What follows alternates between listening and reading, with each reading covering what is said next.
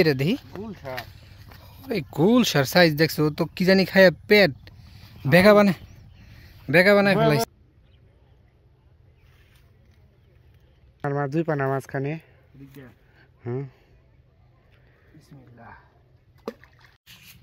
এই পাশে আসলে তেমন কোনো পয়েন্ট করতে হবে, আমাদের পক্ষে তো করা সম্ভব না, হয়তো বা কেউ বসে না।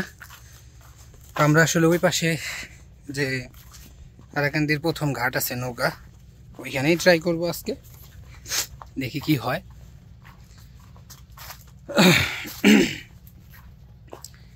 তবে এদিকেও জায়গাটা খারাপ না, এই যে এখানে নীলবিলি আছে, ঠান্ডা ঠান্ডা জায়গাটা, এটাও সুন্দর। দেখি বিবেচনা করতেছি, বিবেচনা করে একটা পয়েন্ট ডিসাইড করে কিছুক্ষণের মধ্যেই বসবো এবং আপনাদেরকে দেখাবো আমরা কোথায় বসলাম। ও ডিমগুলো এমনি রাখলে কি হইব? হ্যাঁ এমনি রাখলে কে ডিমগুলো রাখার কারণ ডিমগুলো তো নষ্ট না হয়। এভাবে কলা পাতায় রাখলে নষ্ট হবে না? না, নষ্ট হবে না, হাওয়া বাতাস ঠিক মতো পাবে। ফলোয়ারদের বলে দাও যে ডিম এভাবে রাখতে হবে সবাইকে, ভালো রাখতে হইলে। ডিম যদি বেশি কিনা হয় আর কি, যে কোনো জায়গায় কলা পাতা হোক বা যে কোনো একটা পাত্রে হোক, খোলামেলা জায়গায় ছড়াই ছিটায় রাখলে আর কি ডিমগুলো সুস্থ সবল ভালো থাকে। আমাদের আজকে কয় কেজি ডিম আছে? ডিম অল্প আর কি, টেস্টের জন্য আসছি, দেখা যাক কি হয়।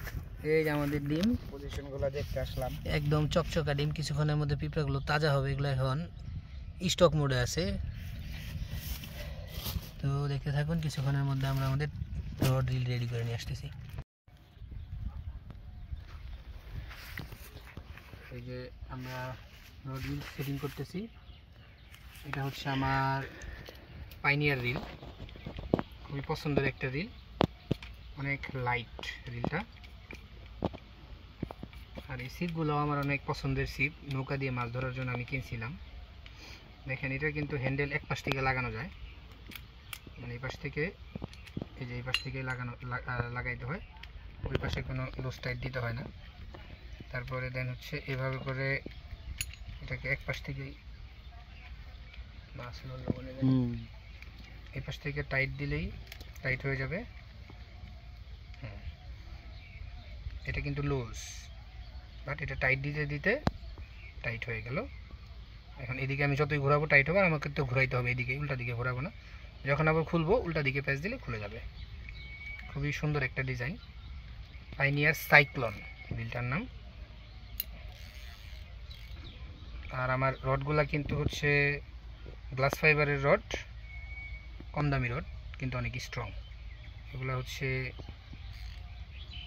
নদীতে নৌকা দিয়ে মাছ ধরার জন্য ব্যবহার করা হয়।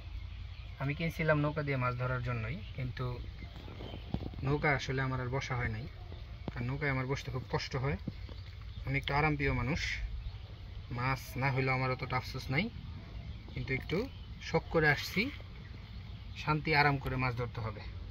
দেখেন আমরা অনেক জায়গা ঘুরে ফিরে এই জায়গাটা নির্বাচন করছি, একদমই রিল্যাক্সে বসে থাকবো, রডগুলো এখানে ফেলে যদি টান হয় তাহলে আমরা এখান থেকে যে ধরতেই পারবো। আর বাকি যে জায়গাগুলো দেখলাম, আরও কিছু ভালো জায়গা ছিল, কিন্তু ম্যাক্সিমাম জায়গায় হচ্ছে আপনার রোদ। মেশিনের ইয়ার শব্দটা একটু দেখো, কাছে আনো, মেশিনের শব্দটা একটু কম শব্দ। আমার কাছে আরেকটা রিল আছে, আপনাদেরকে দেখাচ্ছি। আমার গিফটের একটা রিল, বড় ভাই, যিনি হচ্ছে সৌদি থাকে, আব্দুল ওয়াদুদ ভাই, উনি হচ্ছে আমাকে রিলটা দিছে। এটা খুবই স্ট্রং একটা রিল, এটা কিন্তু আপনার হচ্ছে সল্ট ওয়াটার ইউজ করা যায়, মানে সাগরে আপনি এটা দিয়ে মাছ ধরতে পারবেন। এটা একটু হেভি, মানে ওজনটাও একটু বেশি, এই রিলটা বেশি লাইট না, আমার যদিও লাইট পছন্দ। আপনার দেখা যাইতেছে যে এখানে আবার সুতা আবার দেখা গেছে দুইটা, কারণ কি? এখানে অল্প একটু আমি পাকনামি করে ব্রেডেড লাইন লাগাইছি, কারণ ব্লগের মধ্যে বা হচ্ছে যে জিও ব্যাগ আছে, মানে জিও ব্যাগ না, ব্লগের মধ্যে হচ্ছে ব্রেড লাইন ইউজ করে। আমি এটার মাথার মধ্যে রগের সাথে হচ্ছে মোটামুটি 15-16 ফিটের মতো ব্রেডেড লাইন দিছি, ট্রাই করার জন্য যদি কখনো মাছ হিট হয় ব্লগের মধ্যে, কারণ ব্লগে আমার এবার ট্রাই করার চিন্তা ভাবনা আছে, সেক্ষেত্রে যাতে মাছটা না কাটে। এটার সাউন্ডটা অনেক সুন্দর, খুবই কড়া সাউন্ড। এটা হচ্ছে পেইন রিলটা ভালো, যাই হোক, আমরা আমাদের বড়শিগুলা খুব দ্রুতই রেডি করে ফেলবো, দেন আমরা টোপ বানাবো, দেন আসতেছি আবার। আমরা অনেকক্ষণ পরে একটা জায়গা নির্বাচন করতে পেরেছি।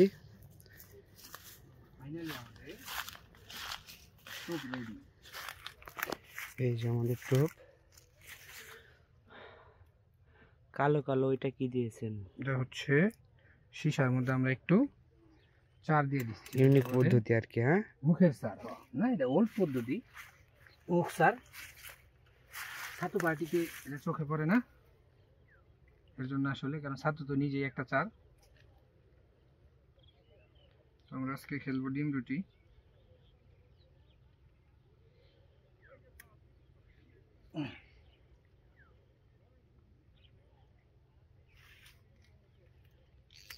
ওইটাই মোটামুটি ভালোই শীষ হয়ে গেছে আর কি একটা।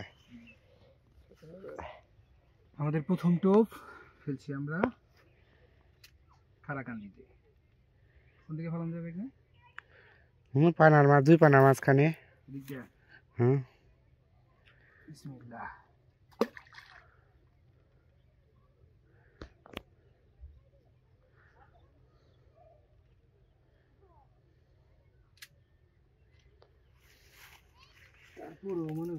নদীতে আর কি মাছ মারা সহজ এবং কঠিন দুইটাই, তাই না?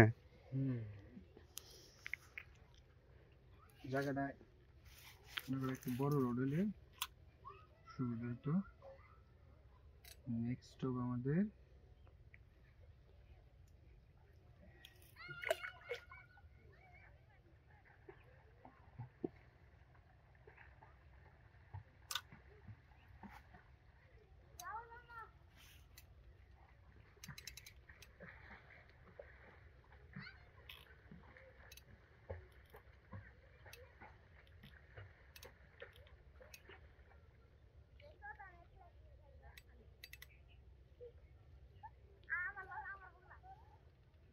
দুটো টোপ ফেলানো শেষ। ওকে ওকে। ওকে, আমরা অতিরিক্ত গরম, তো আমরা এখানে উপরে আর কি বসার ব্যবস্থা করেছি। এখান থেকে আমরা এইখান থেকে দেখবো, আমরা বসে বসে এখান থেকে বসে বসে দেখবো। ফিট করে রাখছো? হ্যাঁ, আনছি তো। না, ওইখানে ওইখানে ফিট।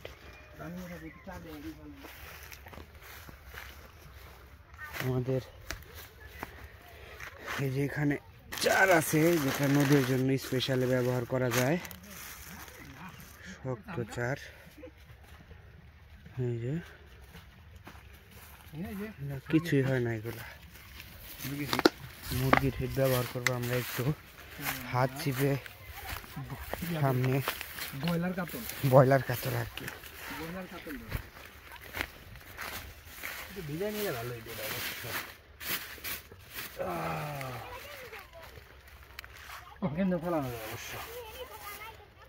আরো ডাইনে ফেলাইতে হবে না, যাবো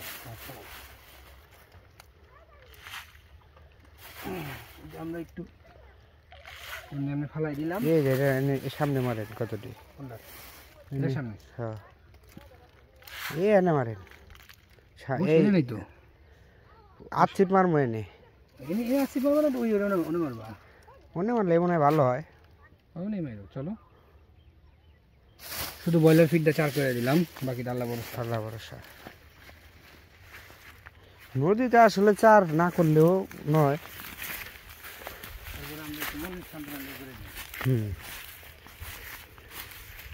এই যে সুন্দর ঠান্ডা পরিবেশ, পরিবেশটা সুন্দর আছে। আবার এখান থেকে আমরা দেখতেও পারতেছি, আমরা এখানে বসে থাকবো। এখানে ঠিক আমরা কলা গাছের নিচে, আর আমি বসে বসে ফোন টিপবো আর দেখবো একটু পর পর। ওকে, তাহলে আমি পজ রাখো, পরে। আমি এখানে বড় মাছের অপেক্ষা করতেছিলাম, বাইক নই পাশে চলে গেছে ছোট মাছ ধরার জন্য। আমাকে নেট নিয়ে যাইতে বললো, দেখি কি মাছ ধরছে রিফাত। প্রথম যে জায়গাটা আমরা দেখেছিলাম ওই জায়গাটার মধ্যে রিফাত আসছিল। ও মাই গড, মেলারি কি ফেলাইছো? 5 বস্তা কি রে দেখি? গুলশার সাইজ দেখছো তো, কি জানি খায় পেট বেগা বানায় ফেলাইছে। ফিট খাইছে ব্যাপক একটা সাইজের গুলশা দেখেন, পুরা চকচক করতেছে। গুলশা পেয়ে রিফাত সেই খুশি, সারাদিন এগুলা 4-5 কেজি মারলে মেলা হয়ে যাবো।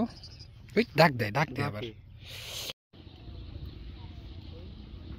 শেষ বিকেলে আমরা গোছাগুছি করতেছি,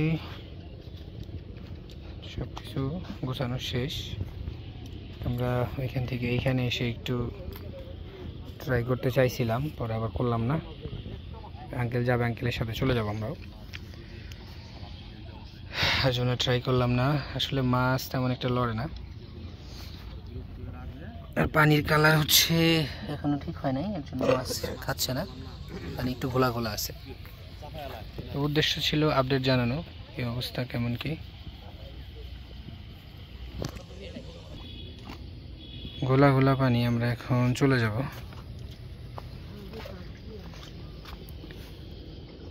কারাকান্দির আপডেট খুব একটা সুবিধা না আপাতত, কারণ মাছ হচ্ছে না এখনো। ভিডিও জুড়ে যারা সাথে ছিলেন সবাইকে জানাই ধন্যবাদ। ভিডিওটি ভালো লাগলে লাইক কমেন্ট এবং শেয়ার করবেন। এরকম ভিডিও দেখতে চ্যানেলটি সাবস্ক্রাইব করে বেল বাটন দিয়ে রাখতে পারেন। সবাই ভালো থাকবেন, সুস্থ থাকবেন। আসসালামু আলাইকুম।